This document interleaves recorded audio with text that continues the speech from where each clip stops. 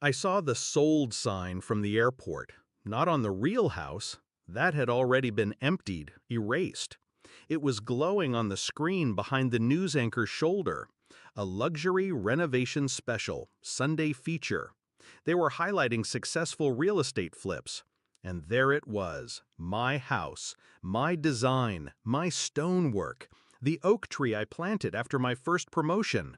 Sold again, for triple the price. The anchor said, "This hidden gem was purchased in a quiet divorce and restored to modern brilliance by its new owners." And I watched her face, my ex-wife, sitting on the couch beside her new boyfriend, holding the child I'd raised like she wasn't ours. She went pale, her breath caught in her throat. I didn't speak. I didn't need to, because this moment wasn't for me. It was hers. The betrayal wasn't sudden, it was engineered. 15 years. We built it all together, or so I thought. Every nail in that house had my sweat on it.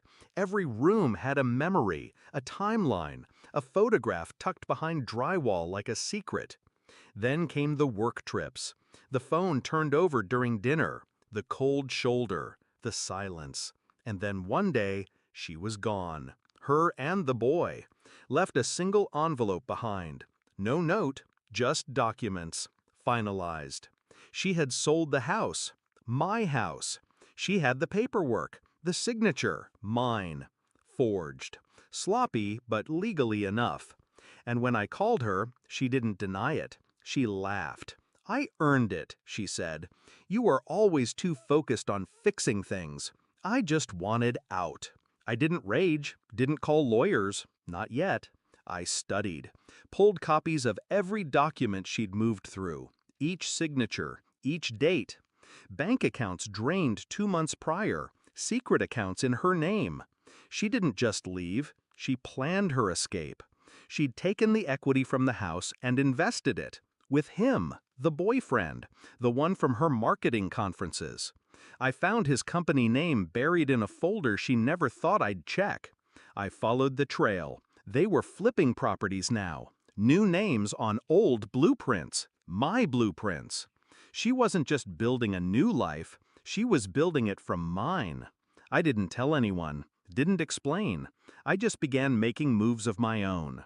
I contacted the company listed as the new owner. They were real, but sloppy, a shell entity, no oversight. The renovation plans were public record, and every detail, every structure was identical to my original design proposal, down to the kitchen tile I custom imported. They hadn't changed anything, just repackaged my life and slapped a new name on it. So I bought the footage, the photos, the appraisal records. Then I called a producer I knew, a favor owed. "I've got a story," I said, "a betrayal wrapped in architecture." They loved it, ate it whole. I let the camera crew into my life, but only the version I curated. Quiet man, house stolen, dreams rebuilt.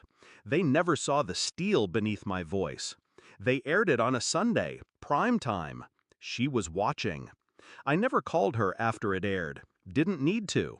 She reached out 3 times, then 10, then silence. In the segment, they credited the original blueprints to me, highlighted the forged documents, the house sold under my nose, the betrayal, the fall, the rise. Viewers loved it. The producer framed me as the stoic, wronged builder, the house as a symbol of lost trust. Her boyfriend lost 3 contracts the next week. She lost credibility. I watched a follow-up video on a real estate blog, why you should always verify ownership before flipping a home. Her face was pixelated, but I knew the look. She wasn't angry, she was powerless. I live in a smaller place now, quieter, built it myself from the foundation up. No photos on the walls, no ghosts in the beams. The boy sends postcards sometimes, no return address, just crayon drawings and half-spelled words. I keep them in a drawer. I don't open them. She doesn't know where I am. No one does. Because this version of me, the one that doesn't flinch, doesn't speak, doesn't forget. He was built from the ashes of the house she sold. And when she turned on the TV that night and saw what I'd done with the rubble, that was enough. I didn't take the house back. I took the story.